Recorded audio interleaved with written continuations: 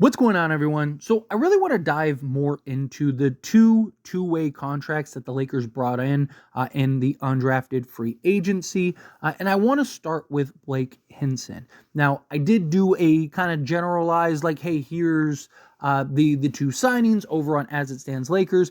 Beauty of having these two channels is I can really kind of go in depth and kind of create fresh content, and this is something that I really want to dive into because I do think Blake Hinson, in particular, has a shot at making the roster now. And I really want to kind of elaborate and go more in depth, where the other, like the signing video, was more just like, oh, hey, the Lakers signed him. Here's general rundown.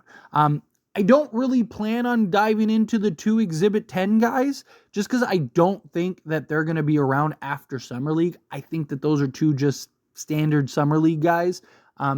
But if you really want me to dive into them also, then let me know, and maybe I'll work out a video, try to squeeze a video in somewhere. But I want to talk about Armel, and I want to talk about Blake. But this video specifically just about Blake. Now, diving right into it, getting into the meat and potatoes of Blake.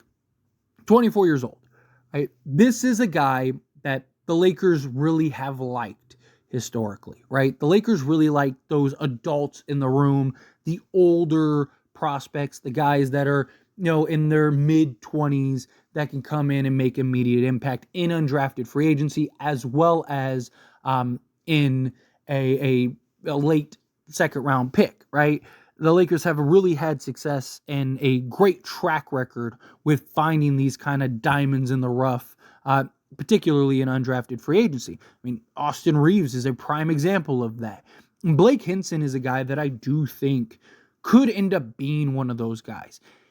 He's not a guy that I think is going to come in immediately and, he's going to move into the starting unit or anything like that. But I do think he's a guy that could make an argument for, having an actual roster spot. Again, he's 24 years old. He is a guy that I do think can make an impact. He's got good size. He's 6'8", got a good wingspan. He can shoot the basketball. He's a bit of a pit bull, which I really like. It's a guy that is willing to kind of play bully ball. He's not afraid to kind of use his size. He's got that NBA-ready body. He's got good weight behind him. He's 235. He's more than happy and more than willing to basically just put his head down and run you over and bang with the big boys. And that's good, right? You want to see those kind of guys. You want to see the guys that aren't afraid of getting a little physical, a little contact, right? And he's a guy that I definitely think can provide that.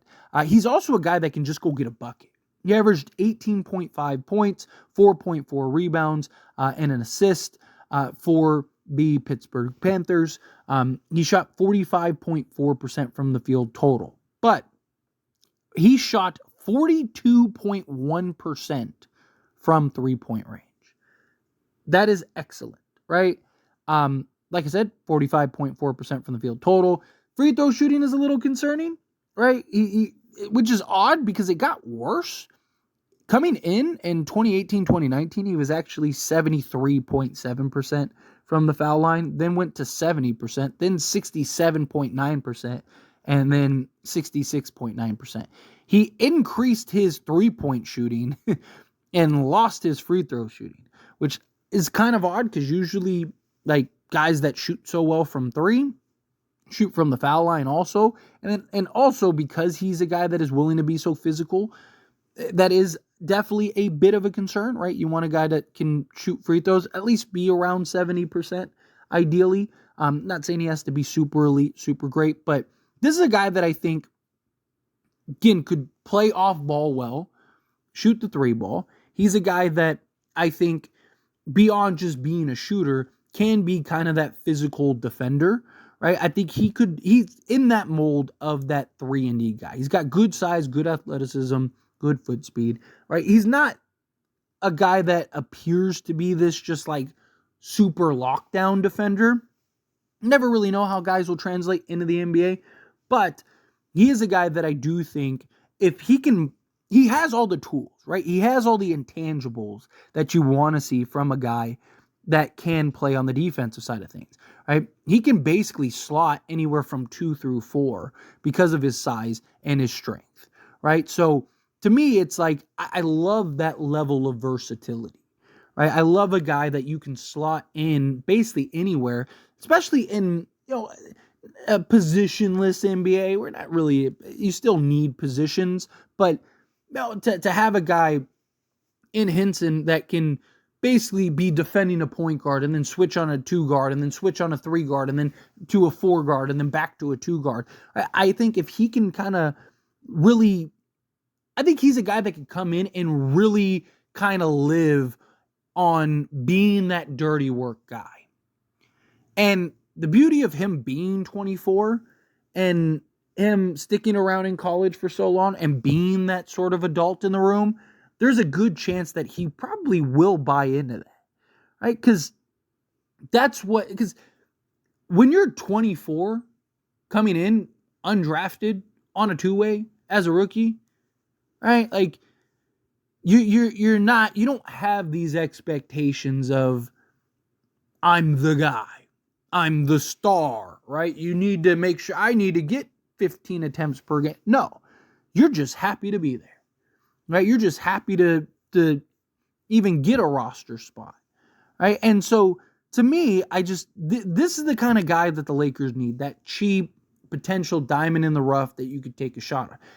He's not a guy that out the gate I want necessarily playing 20 minutes a game, right? I mean, if he's great, he's great, right? Like, Austin Reeves had an emergence and we were in the conference finals, right? And he was a big part of that. I mean, he wasn't the only reason, but he was a huge, emergence piece. So, if Blake can come in and be a immediate kind of impact guy, right? I'm not saying he has to come in and score 18 and grab 5 or do all. No, I'm saying like if he could just kind of come in, and just play some solid defense, hit the open shot, right? Especially with JJ Redick and the way that he kind of sounds like he wants to operate his offense, right? Him and his size and his ability to get off his shot with his size and his length.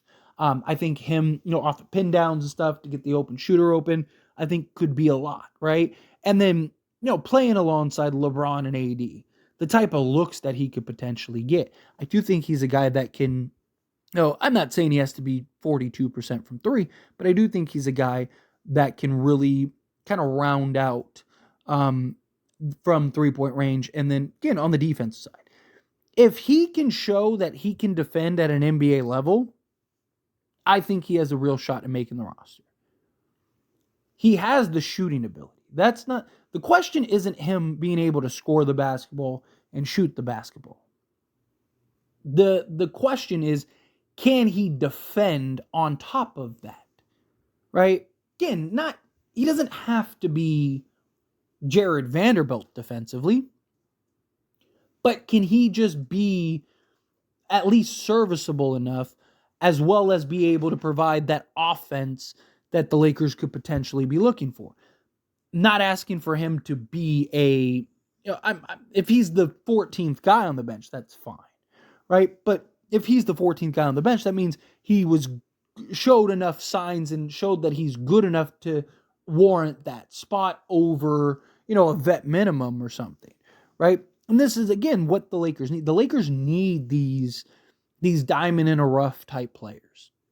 Lakers need to find these guys that can come in and potentially make an immediate impact. We'll see. I mean, it's going to start with Summer League, obviously, right? But if he can kind of stand out in Summer League, which I think he has a good shot of doing, and then on top of that, be a guy that, gets in a training camp and, because he'll definitely, or more likely, unless he's just terrible during Summer League, but if he's solid during Summer League, he has a good chance of at least getting a training camp invite and working with guys in training camp.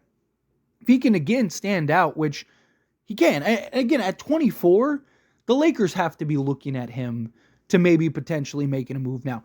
This isn't a guy you're looking to grow and develop over 3 years, right? Because at that point, he's 27. He's already what should be the prime of his career, right? And you're talking about a guy that would just be getting on the basketball court. This is a guy that you're looking and you brought in on a 2-way to potentially make an impact in the next year or two, right? Be a guy that can play out the gate from the jump, maybe this year, and getting limited minutes. You're not asking him to come in and play 30 minutes, but 10 minutes a game in key spots and key roles, right? Hey, we got a couple guys out tonight. We need Hinson to come in and play 15 minutes. That's what I'm looking for. But anyway, as always, this is a discussion. I pass question on you. Let me know your thoughts and opinions down in the comments below. What do you think? How do you feel? What are your thoughts? Do you like the idea of Blake Hinson? Do you not? Do you think that he has a shot at making the roster? Do you think, no way, he's not going to do it? I feel whatever your thoughts are. I'd love to hear it, so let me know down in the comments below. That being said, if you haven't liked this video, hit that like button. Helps me a lot. Lets me enjoy these types of videos, and I truly appreciate it. Not subscribe channel, hit that subscribe button. Turn on the bell notifications. Appreciate y'all. See you in the next one. Thank you.